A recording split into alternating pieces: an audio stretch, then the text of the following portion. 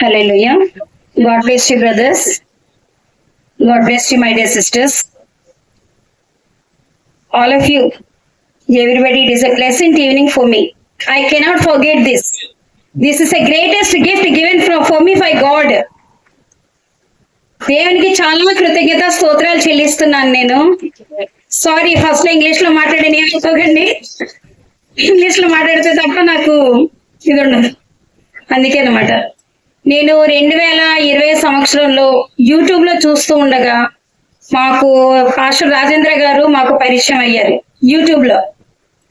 ఏంటిది వర్తమానాలు అంటున్నారు ఏంటిది అని తెలుసుకోవాలని మేము పాస్టర్ గారికి ఫోన్ చేసాం. నేను మా సిస్టర్ గారు దెబోరా మేమిద్దరం ఫోన్ చేసిన తర్వాత పాస్టర్ గారు మాతో మాట్లాడారు. మేము వాళ్ళ చర్చికి వెళ్ళాము.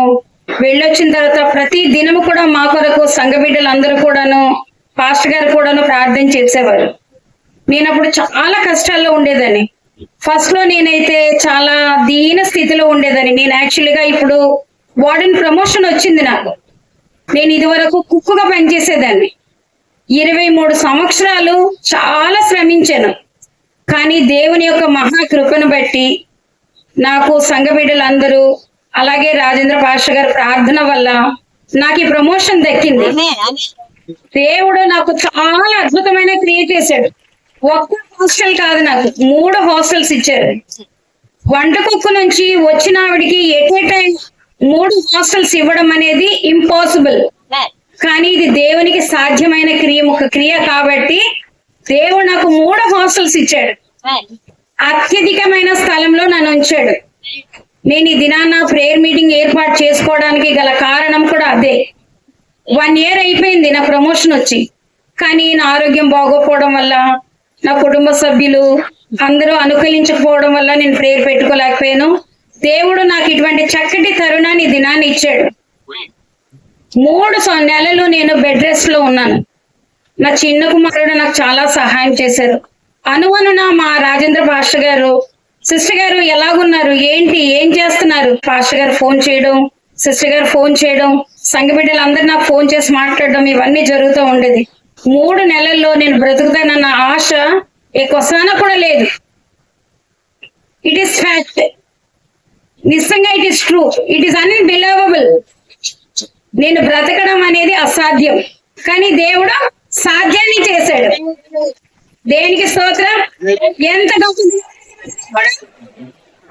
ఎన్నోసార్లు నాకు షివరింగ్ వచ్చేసేది. నేను బాగా షివరింగ్ అయిపోయేదాన్ని. కనీసం నేను భూమి మీద నిలబడి స్టెబిలిటీగా ఉండలేకపోయేదాన్ని. నా కాళ్ళు వణుకొచ్చేసేది, చేతులు వణుకొచ్చేసేది. నాకు ఫెరాలసిస్ కూడా వచ్చింది. ఇప్పుడు మీరు చూస్తున్నది ఒరిజినల్ కాదు నాది. నా ఫేస్ అంతా ఒక ప్రక్కకు పోయింది. నేను మాట్లాడుతుంటే నా మూతి కూడా వంకరగా ఉంది. నేను హాస్పిటల్స్ కి ఒక 3 months కోర్స్ వాడాను, కానీ నాకు తగ్గలేదు.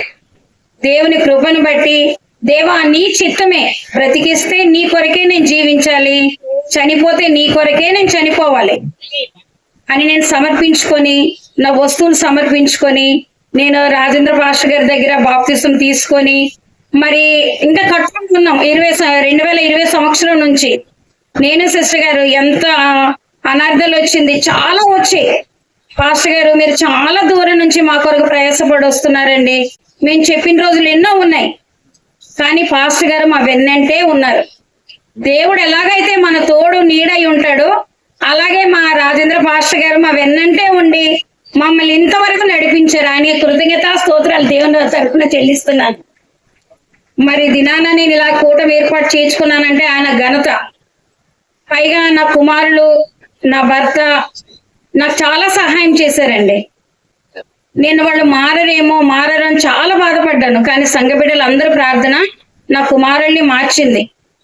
అలాగే ఇదిగో మాయగారు వాళ్ళని, తమ్ముడిని, అందరినీ కూడా ఇక్కడ రప్పించింది. ఈ రావికొత్తం గ్రామం చూడడానికి నా వాళ్ళందరూ వచ్చారు ఇక్కడికి. నాకు చాలా సంతోషంగా ఉంది, పట్టజాలనంత సంతోషం.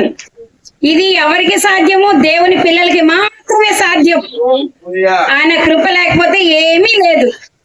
ఆయన కృప ఉంది కాబట్టి నన్ను సజీవ లెక్కలే దేవుడు ఇక్కడ ఉంచి ఈ దినాన మీ మధ్యలో నన్ను ఇలా నిలబెట్టాడు. ఈ సాక్ష్యం చెప్పడానికి దేవుడు నాకు ఇటువంటి కృప దయచేశాడు. నేను ఎప్పుడు కూడా ఇలా నిలబడి ఇంతలాగా నేను సాక్ష్యం చెప్పలేదు. ఇది నా హృదయాంతరంగ లోతుల్లో నుంచి వచ్చిన ప్రతి మాట, పెదలతో మాత్రం కాదు. మరి దేవుడు పాస్టర్ గారి యొక్క పిల్లల్ని, మరి పాస్టమ్ గారిని, ఆ కుటుంబాన్ని దేవుడు బహుగా ఆశీర్వదించాలి. నేను ఆశీర్వదించాలని అని చెప్పే గొప్పదాన్ని కాను, కానీ నాకు చెప్పాలనిపించింది, నేను చెప్తున్నాను. తప్పైతే నన్ను క్షమించండి పాస్టర్ గారు. కానీ దేవునికి చాలా కృతజ్ఞత స్తోత్రాలు. మరి ఎప్పుడు కూడా నాకు సిస్టర్ గారు వినండి, దేవర సిస్టర్ గారు, ఎప్పుడు సిస్టర్ గారు మనం సహనాన్ని కోల్పోకూడదు, మనం ధైర్యంతో ఉండాలి, పట్టుదలగా ఉండాలి, పాస్టర్ గారు రావాలి, ఇక్కడ ప్రార్థనలు జరగాలి, ఎన్నో మార్లు అన్నారు. మరి అలాగే పాస్టర్ గారు ఇంతవరకు కూడా మేము అతన్ని విడిచిపెట్టకుండా చాలా చాలా వచ్చింది అనర్థాలు, విడిపోయే పరిస్థితి కూడా వచ్చింది, కానీ మేము విడిపోలేదు. పాస్టర్ గారు కూడా డబ్బుకు ఆశించలేదండి, మా ప్రేమను మాత్రమే ఆశించారు. మేము ఒక ఆత్మని రక్షించాలి, నిత్యరాజ్యము తీసుకొని నేను వెళ్ళాలి అన్న తపన పాస్టర్ గారికి ఎక్కువగా ఉంది మా పట్ల. ఆ సువార్త మమ్మల్ని అలాగా ఇంతవరకు లాక్కొచ్చింది. మీరందరూ కూడాను మరి నాలాగే ఇలాంటి సాక్ష్యాలు చెప్తారని, నా కొరకు, నా కుటుంబం కొరకు, అందరి కొరకు ప్రార్థన చేస్తారని దేవుడు ఇచ్చిన సాక్ష్యాన్ని దీవించును గాక.